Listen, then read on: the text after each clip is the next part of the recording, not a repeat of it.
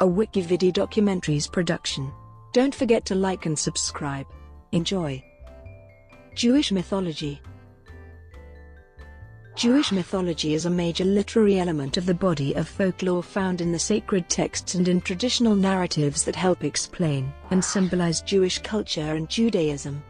Elements of Jewish mythology have had a profound influence on Christian mythology and on Islamic mythology, as well as on world culture in general. Christian mythology directly inherited many of the narratives from the Jewish people, sharing in common the narratives from the Old Testament. Islamic mythology also shares many of the same stories. For instance, a creation account spaced out over 6 periods, the legend of Abraham, the stories of Moses and the Israelites, and many more. Tanakh. Jewish mythology contains similarities to the myths of other Middle Eastern cultures. The ancient Hebrews often participated in the religious practices of their neighbors, worshipping other gods alongside Yahweh. These pagan religions were forms of nature worship. Their deities were personifications of natural phenomena like storms and fertility. Because of its nature worship, Mircea Eliade argues, Near Eastern paganism expressed itself in rich and dramatic mythologies, featuring strong and dynamic gods, and orgiastic divinities. The biblical prophets, including Isaiah, Ezekiel, and Jeremiah, had a concept of the divine that differed significantly from that of the nature religions.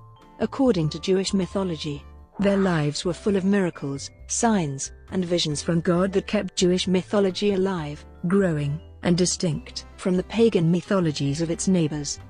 Instead of seeing the God of Israel as just one national God, these prophets saw him as the one God of the entire universe. The prophets condemned Hebrew participation in nature worship, and they refused to completely identify the divine with natural forces. In so doing, they set the stage for a new kind of mythology, a mythology featuring a single God who exists beyond the natural world. Unlike Tammuz, who dies and revives along with the vegetation, the God of the Hebrew prophets is beyond nature and, therefore, isn't bound by the natural rhythms. Through the prophets' influence, Jewish mythology increasingly portrayed God as aloof from nature and acting independently of natural forces. On one hand, this produced a mythology that was, in a sense, more complex. Instead of eternally repeating a seasonal cycle of acts, Yahweh stood outside nature and intervened in it, producing new, historically unprecedented events. On the other hand, this transcendent God was absolutely unique and hard for humans to relate to. Thus, the myths surrounding him were, in a sense, less complex. They did not involve the acts of multiple, anthropomorphic gods. In this sense, Jehovah is surrounded by no multiple and varied myths, and did not share in the rich and dramatic mythologies of his pagan counterparts. The Hebrew prophets had to struggle against the nature god's popularity, and Jewish mythology reflects this struggle. In fact, some Jewish myths may have been consciously designed to reflect the conflict between paganism and a new uncompromising monotheism. In Psalm 82, God stands up in the divine council and condemns the pagan deities. Although they are gods, he says, they will die like mortal men. Karen Armstrong interprets the creation myth of Genesis 1 as a poised, calm polemic against the old belligerent cosmogonies, particularly the Babylonian cosmogonic myth. The Babylonian Enuma Elish describes the god Marduk earning kingship over the other gods, battling the monster Tiamat, and creating the world from her corpse. In contrast, Armstrong argues, in the Genesis account, the combat myth. Many of the Hebrews' neighbors had a combat myth about the good god battling the demon of chaos. One example of this myth theme is the Babylonian Enuma Elish. A lesser-known example is the very fragmentary myth of Labu. According to historian Bernard McGinn, the combat myth's imagery influenced Jewish mythology. The myth of God's triumph over Leviathan, a symbol of chaos, has the form of a combat myth. In addition, McGinn thinks the Hebrews applied the combat myth motif to the relationship between God and Satan. Originally a deputy in God's court, assigned to act as mankind's accuser, Satan evolved into a being with an apparently independent realm of operation as a source of evil, no longer God's deputy, but his opponent in a cosmic struggle. Even the Exodus story shows influence.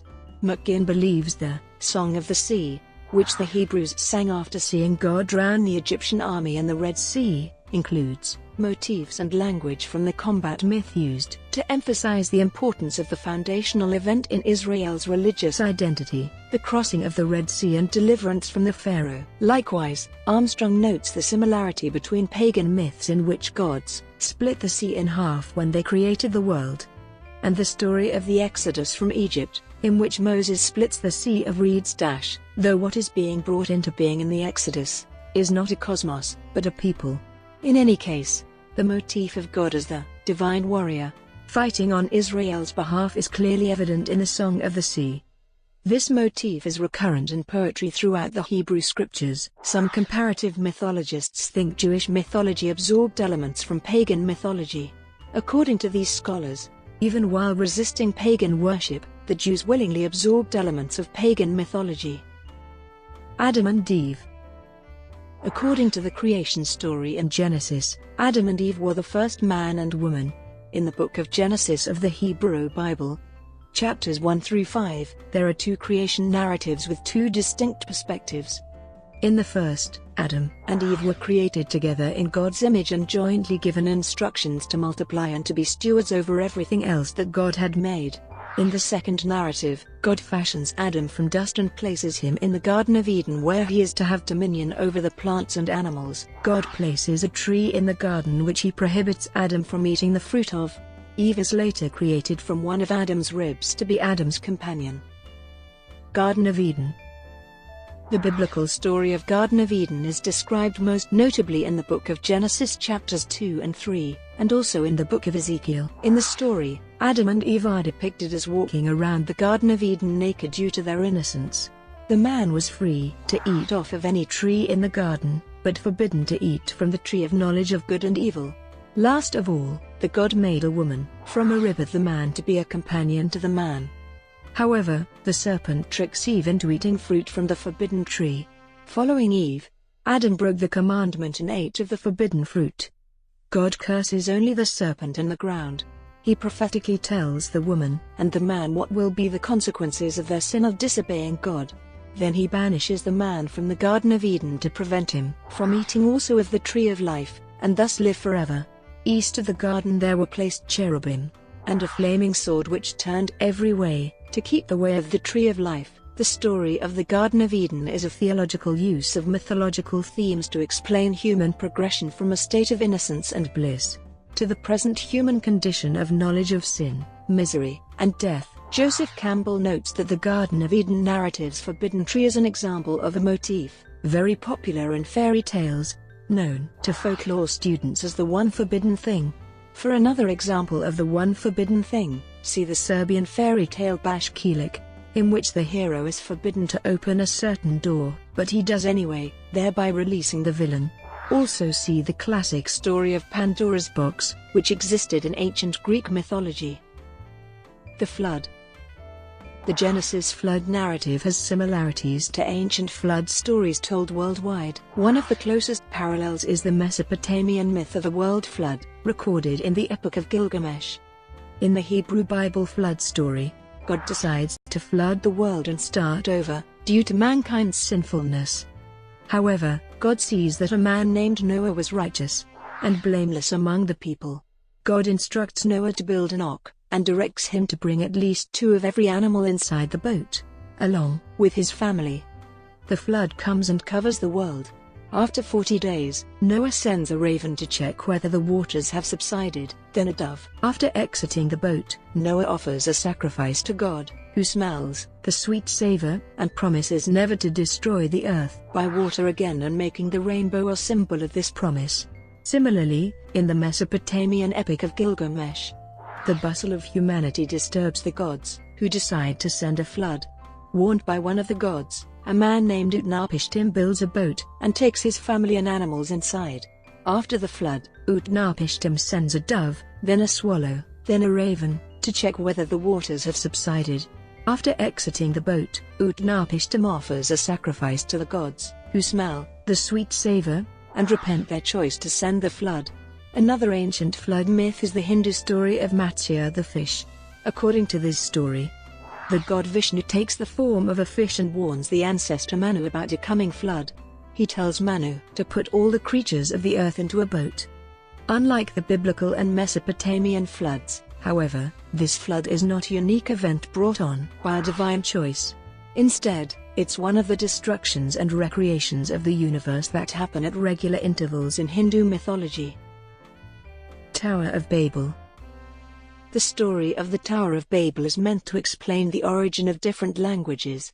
According to the story, which is recorded in, everyone on earth spoke the same language. As people migrated from the east, they settled in the land of Shinar. People there sought to make bricks and build a city and a tower with its top in the sky, to make a name for themselves, so that they not be scattered over the world. God came down to look at the city and tower, and remarked that as one people with one language, nothing that they sought would be out of their reach. God went down and confounded their speech, so that they could not understand each other, and scattered them over the face of the earth, and they stopped building the city. Thus the city was called Babel. Watchers.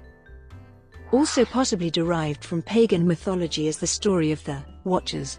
According to this story, heavenly beings once descended to earth, intermarried with humans, and produced the Nephilim, the heroes of old, men of renown. Jewish tradition regards those heavenly beings as wicked angels, but the myth may be a fragment of pagan mythology about gods interbreeding with humans to produce heroes. Zoroastrian influence. R.C. Zayana, a professor of Eastern religions, argues for Zoroastrianism's direct influence on Jewish eschatological myths, especially the resurrection of the dead with rewards and punishments. Linear history. The mythologist Joseph Campbell believes the Judeo-Christian idea of linear history originated with the Iranian religion of Zoroastrianism. In the mythologies of India and the Far East, the world was not to be reformed, but only known, revered, and its laws obeyed. In contrast, in Zoroastrianism, the current world is corrupt, and to be reformed by human action. According to Campbell, this progressive view of cosmic history can be heard echoed and re-echoed in Greek, Latin, Hebrew, and Aramean, Arabic, and every tongue of the West. Other traditional cultures limited mythical events to the beginning of time, and saw important historical events as repetitions of those mythical events.